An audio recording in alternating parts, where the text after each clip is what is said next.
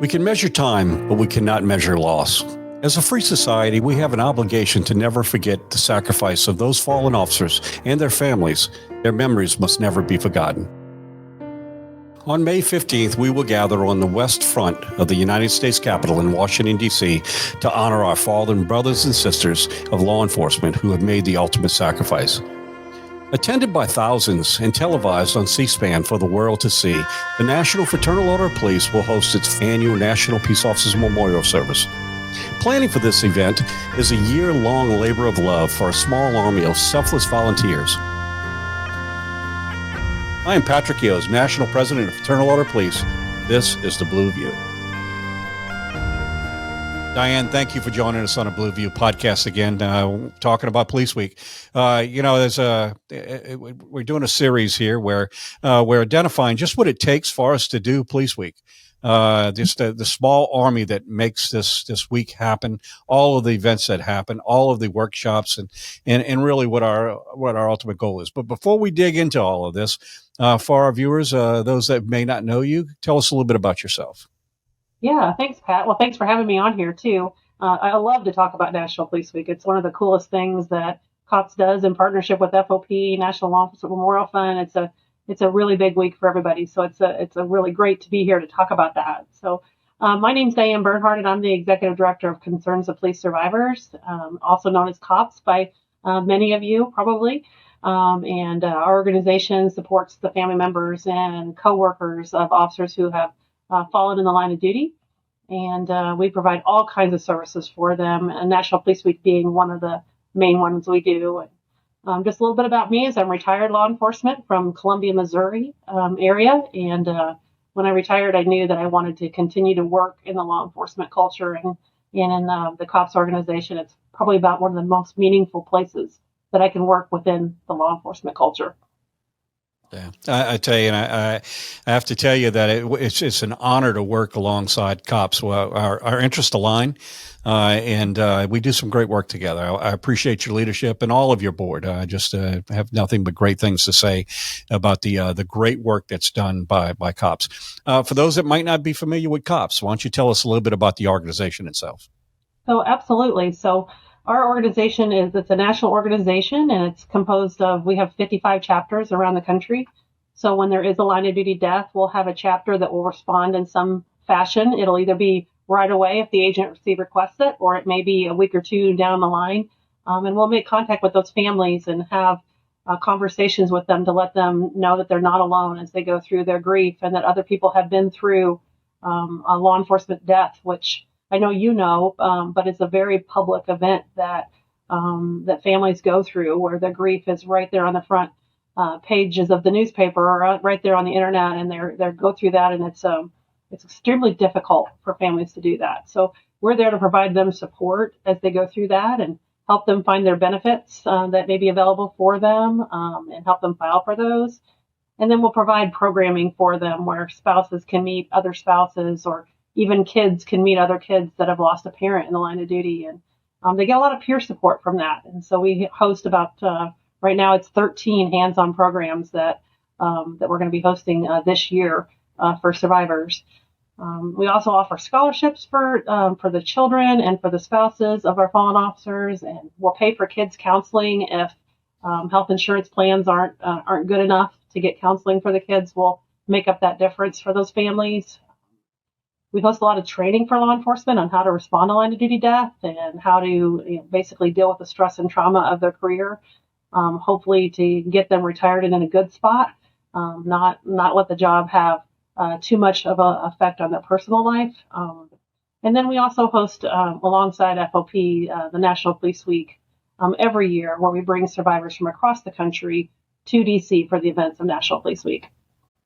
Yeah, and I look at the work that's done, and I want to come back and talk about some of these other programs. We'll finish up with that. Really, what I want to talk about is what's happening now for Police Week and the work that's done. But I'd love to talk about some of the support programs that COPS does. And we'll finish up with that.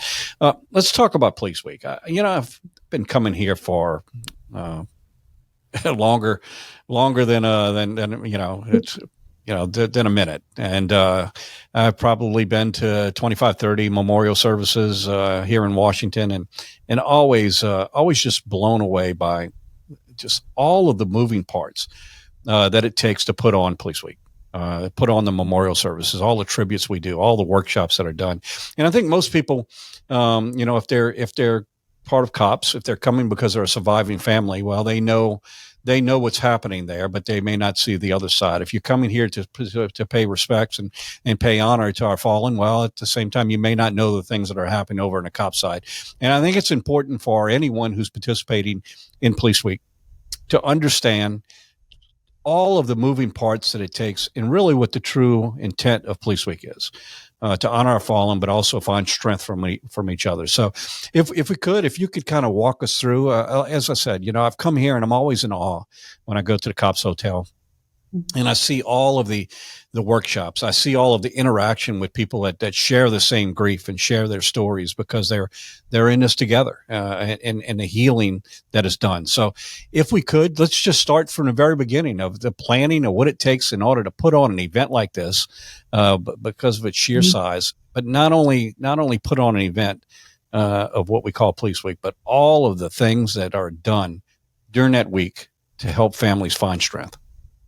Yeah, so that's a great question. And boy, it starts, Police Week is in May of every year, 11 through 17. And then we start about a month after that with an after action where we go through and look at the previous Police Week and see where there's areas to improve. And, so we'll do that in June of the year. And then come about September, we start really planning for the next Police Week.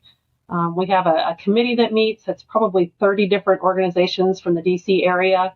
And national organizations, obviously FOP and FOP Auxiliary are a big part of that committee. We go through and we start talking through logistics of how many families we expect to have at Police Week. And unfortunately, this year we're at a high number again, unfortunately. But yeah, so we'll have those meetings through September, November, December, and then in January. By then we will have already sent invitations to families to come and attend National Police Week. So that all happens through COPS. And right now, I just checked this morning, we have about 4,800 survivors registered for this May already to come. And unfortunately, that number is a lot higher than what it would have been prior to COVID, but it is definitely up there right now with the number of officers that we're honoring. So our staff is working here. We're in Missouri, believe it or not. We're in like the Lake of the Ozarks, Missouri area, and we've got a really big office here, but it's filled with about 30 people that are working full time on putting together Police Week right now. It's the sheer focus of our office right now.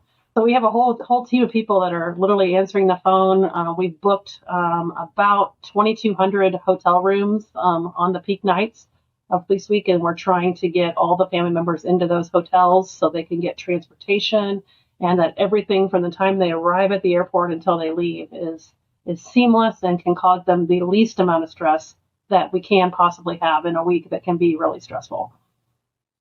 Dianne, I've been part of a number of meetings that leading up to this. The memorial service doesn't just happen, and all the things of Police Week doesn't just happen. It plans.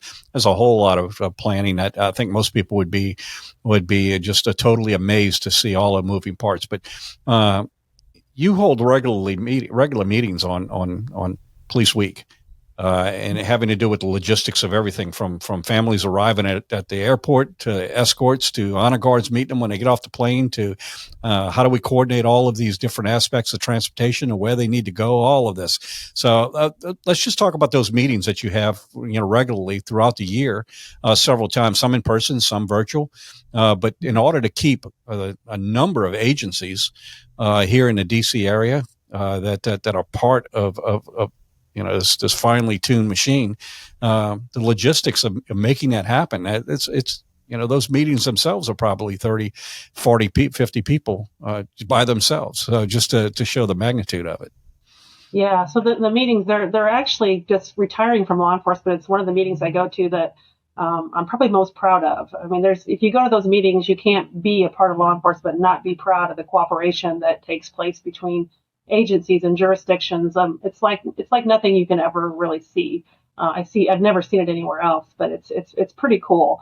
But what we do is we go and we break down the week, and from the time on May 11th and 12th is when the families arrive in DC for Police Week. So when they arrive, they're met at the gate by an honor guard, and those honor guards come from throughout the country. When an agency loses an officer, a lot of times they'll send an honor guard to volunteer to greet families at the airport. And some of them are just honor guards that come every year, whether they've lost an officer or not. And generally, there'll be between 300 and 500 honor guard officers that will be at the airport on each day to greet these families. And literally, when they get off the plane, they'll have a ribbon on their clothing or on their bag or on something that identifies them as a survivor that cops give them. And then the honor guard will line up and they'll salute these families as they get off the airplane, and they will carry their bags for them, and they'll take them straight through to busing that's provided, and they'll load their bags for them. And then there'll be the motor escort. So those are also talked about at that meeting. So that's a big part of Police Week, is all the motors that you'll see there. And there'll be, we have two different groups. We have our working motors, and those are our DC area motors that know the area, they know where they're going, they know how traffic works there. So they will lead the escorts. And then we have what we call ceremonial motors that will come, and there are law enforcement officers, again, from across the country that may have never been to DC before, that are there on a motorcycle in uniform, and they will get, as part of the escort parade, they will lead these buses to all the cops' hotels. And these survivors will watch traffic get stopped for them. And it's so reverent. I guess the honor given to them, recognizing the loss and how difficult it is to come to DC, to see, the names go on the wall, to see the memorial service, to hear their officers' names read. And those motors are a big part of it. The kids especially love the motors. So that's a pretty big deal. So we'll have a lot of conversations in the meeting about motors.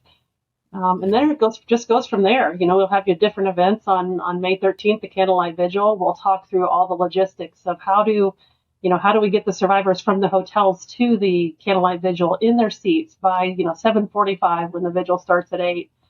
How do we get them there in order we call them with their bottoms in the chairs by the time it starts. And there's a lot of moving pieces to make that happen. And that's, for the 13th. And I can keep going if you want. I don't know if you have any questions about that so far. No, keep going. I want our viewers and listeners to understand the dedication and commitment of so many people in this Army that makes it all happen. So I think most people show up and it's just there. It doesn't just appear. It appears because of the dedication, selfless dedication of a lot of people. Yeah. So that night of the 13th, there'll be over 50 buses that will be loaded at the different hotels and escorted and delivered to the Candlelight Vigil. And then those same buses are there to take those survivors back afterwards to the hotel. Generally, the survivors are exhausted at that point, but everybody's there to just make sure that they all get back to where they need to be for that night. And then the morning of the 14th, we have our conference that we host at our hotel. That's for family members of fallen officers and coworkers. And it's there that they'll come together, and we'll put spouses with other spouses and parents with parents, and we'll put the coworkers with other coworkers, and we'll even divide it up to, coworkers of officers that died feloniously will be in one group, coworkers of officers that died from COVID may be in another group, and we'll split them up to make it as applicable as possible for them to be in those groups. And they'll learn a little bit about each other during those groups, and they'll get some information from some professionals that can help them manage their grief. They'll get a lot of support from cops. They'll get invited to a meal, and then they'll have sessions they can choose in the afternoon that they can choose whichever session applies most to them. If they're dealing with anger, then there's a class on anger. If they're worried about finances, there's a class on finances, and we'll just talk through whatever it is that they need to do that afternoon. And what's really cool about it is the same day as that's going on for all the adult survivors, our kids all have a kids and teens program that happened too that day. So we will take all the kids. It's generally somewhere between 175 and 200 children that we will take in buses. And this year, again, we're going back to the FBI National Academy in Quantico, and we will bus them there again with the motor escorts, stopping traffic for them all the way to Quantico and back. They'll be met by people who are attending the FBI Academy, the National Academy, and they'll host sessions for those kids, and they'll have games for them and bounce houses and you name it. They have a great time, and they come back with all kinds of law enforcement swag. They'll have coins and have different things that the people attending the academy have given these children. And I think they realize at that point that they're a part of something much bigger than what they just experienced in their hometown. They'll know that they're part of that larger blue family that's national and it's nationwide, and it's all part of what you do, Pat. It's what we do. It's just making them feel like they're loved and supported. And so that's what they do on the 14th, and they'll do something similar again on the 16th of May, and then the night of the 14th we host a gala at our host hotel. That's a little bit it's a fancy affair. We designed it for some of our returning survivors because they come to Police Week and they may not, have the same experience as they did the first year they came. So we were looking for ways that we could engage returning survivors and then also welcome new ones, and then also, partner with other organizations that want to come and just support cops. And we host usually an amazing event. We usually bring in a performer that night to have a band. This year it's going to be Easton Corbin. We're pretty excited about that. But yeah, that'll be May 14th. And then the 15th is all FOP, everything FOP on the 15th. So that's the memorial service. And I firmly believe that's the reason that we're there. It's when we gather those families on the Capitol lawn, and FOP and the auxiliary have worked for months to make sure they all line up at the hotel in order, so they can go and be seated in order, which is not a small challenge when you're talking about 2,500 people. It's not a small challenge at all. It's, you've got family dynamics of who's going to be sitting with who and who's going to place the flower, and cops and FOP work hand in hand on trying to do those details. And I could say the auxiliary does an amazing job of lining those families up and getting them seated. And then, you guys give them the biggest honor that they could even imagine on the Capitol lawn on the 15th. Yeah, it's a very moving event. I've always said anybody who comes to Police Week once needs to just go ahead and accept the fact that it will be a regular event for them. Then it's that moving and means that much. We talk about the grieving families, and all that's done, the workshops and everything that's set. Really, the whole week is to kind of make sense of the senseless. What doesn't make sense. To give honor. A lot of emotions that they're all experiencing and coming in. And some people say that Police Week and the memorial service where their name is called and they're participating on the 15th in a lawn of the Capitol, and usually the president's there and, showing reverence to their fallen. I've heard people refer to it as closure. Part of a closure of a journey, and some of them it may have been a year, some of them it may have been just literally months since their loved one passed. But I think I don't know if closure is really the right word, because there's a whole process of grieving that needs to take place. But certainly, what it does do is it shows it's part of the healing process. It shows that this is, as you mentioned, there's so many people involved to show that honor, to show that that you're not alone, your sacrifice is recognized. So because of that, and because of the close relationship that we have, as you mentioned, bringing that many people to a memorial service and having them sit in specific chairs so that when their name is called, they're in position in order to be able to participate in a service with their loved one's name called and receive the Supreme Sacrifice Medal that's engraved with their loved one's name. All of that is a well-oiled machine or a symphony that and every note is in place, and could not be more thankful for the relationship that we have with cops in order to be able to make all of this happen. And when someone dies in the service of others, we have a responsibility to make sure that they and their families are never forgotten. And so that's thank you to cops for all that you do. Thank you for the great working relationship we have for making Police Week what it is, and that honor, and not just Police Week, it really is year long. So let's talk as we wrap this up. Let's talk about some of these other programs that you do year long for the families of our survivors, and why it is such a huge part of the of remembering and honoring, but also recognizing the sacrifice of not just the fallen, but their families, because they continue to walk that beat. Yeah. So you kind of mentioned it actually when you were talking about the memorial service, about the closure piece, about it is typically for a family that is their last formal event they have to go to for honoring their officer. You know, they've had the funeral and they've had state memorials, and then they have the national memorial. And in that way, it's a little bit of a closure, and that there's nothing else that they formally have to go do. I think where they don't have closure is the fact that grief just doesn't work that way. As you kind of mentioned there, you know, their grief lasts forever. And it's kind of the price of love, is that you have grief. And these families have a lot of love and they have a lot of grief. And it's not, you know, society may say that should, you know, it should heal itself in a period of time. There should be a period of time where they start to feel better, and they very well may start to feel a little bit better, but it doesn't go away. And these families, after all the formalities of going through everything that you do with a law enforcement funeral and memorial services, afterwards, there is a big window of time that they have to fill, where they need to have support during that time. That's kind of when everything else kind of dies down, and that's when COPS is there to bring those families together, so they can meet other people that are just like them, and they can get all kinds of support. So those are the hands-on programs. And I could say that if you've lost a coworker in the line of duty, or if you're listening to this and you're a family member and you haven't been, I suggest that you go, because you'll never be sorry you went. From the time you get there off the bus, you know, it's completely free of charge, lodging, meals, and everything.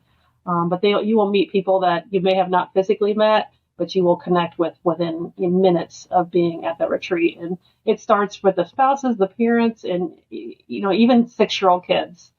I think about the kids at kids camp that come every year, and we have about 300 that we meet up with in Wisconsin of every year in July, because it's a lot cooler in Wisconsin than Missouri. But fair enough. we bring those kids together, and to watch the 6-year-olds interacting with each other, and they'll talk to each other about how their parent died, and they can be really blunt there. They can say what they need to say, because they're not really allowed to do that in their schools or in their classrooms. Yeah. But at COPS camp, we'll bring them there. We'll bring an officer in uniform, and we'll put a vest on them, a bullet resistant vest, and we'll show them, you know, they have questions about why did my dad die? He was wearing his vest, and we'll show them where the vest covers and what it doesn't cover, and just topics that you would never cover anywhere else. But we'll talk about that at kids camp, because that's what we do. And those hands-on programs are just a really special way to connect survivors from across the country, and they become part of each other's lives, like forever. Yep. Family bond. Yeah, absolutely. Bond, yeah. But Dianne, I'm sorry. I guess the last thing I was wanting to say is just about the training that we have for law enforcement too, because I think people think of COPS and they think about the support for families and support for coworkers when there's a line of duty death, but there's another branch of COPS that you may not know. I know you do, but I know a lot of people may not know about, and that's just to focus on keeping officers safe and well, so they don't become member of COPS. And so we do a conference every year on law enforcement wellness and trauma, and we're not necessarily experts in this. We're experts at logistics. It's what we are. So we bring together presenters that know completely what to talk about in these topics, and we bring them all together in one place, and we encourage law enforcement officers to come to our conference where they can feel safe. Everything that they do there is confidential. We don't talk about who came to our conference or who didn't, or any of those sort of things. And they can come and they can get some of the best instruction you can get anywhere. I firmly believe. So that's a pretty cool thing that we offer that people may not know about. But it's every year. This year it's going to be in November in Orlando. So if somebody's interested, they could check out our website. Well, great work, and appreciate all that you do. It is, and again, I want to, again, point out that it has been an absolute honor to work alongside. Our interests align. If there's anything that every law enforcement, we all have our little, our own things, our own organization and our own organizational pride. But really, when it comes down to it, our interests are all aligned. And that's to honor our fallen. I appreciate all the work that COPS does, and the working relationship that we have. So Well, I appreciate the partnership with the FOP, not only on the national level, but throughout the country and the different, lodges that match up with our chapters. And it's a great partnership. It's a win-win, and we are here for you all. I guess we're the kind of the insurance policy that if something were ever to happen to any of your members, just rest assured that we're going to be there and do the very best we can for your families. And anyway, I'm also thankful for your friendship and partnership. absolutely. Dianne, if somebody wants to know more about cops and Police Week, what to expect for this Police Week, what would be the best way for them to go about it? Yeah, if you go to our website, it's concernsofpolicesurvivors.org. There's videos on there about National Police Week, about what to expect. You could register to attend any of the sessions. Like I say, everything is free of charge. And we have wonderful partners that help us put on the costs of some of those seminars and everything, and a partnership with the Department of Justice as well that help us be able to provide all those services. So feel free to check us out on our website. Well, great. Looking forward to a very moving Police Week to honor our fallen. So, Dianne, thank you again. And to our viewers that tune into the Blue View podcast, well, thank you for joining us, where we talk about the issues that are so vitally important to the men and women who suit up and show up every single day across America. Thank you. Be sure to subscribe on Apple Podcasts, Spotify, or anywhere else you get your podcasts. To get the latest from the National FOP, make sure to follow us on Twitter and Facebook at GLFOP and on Instagram at FOP National. Thanks again. We'll see you next time.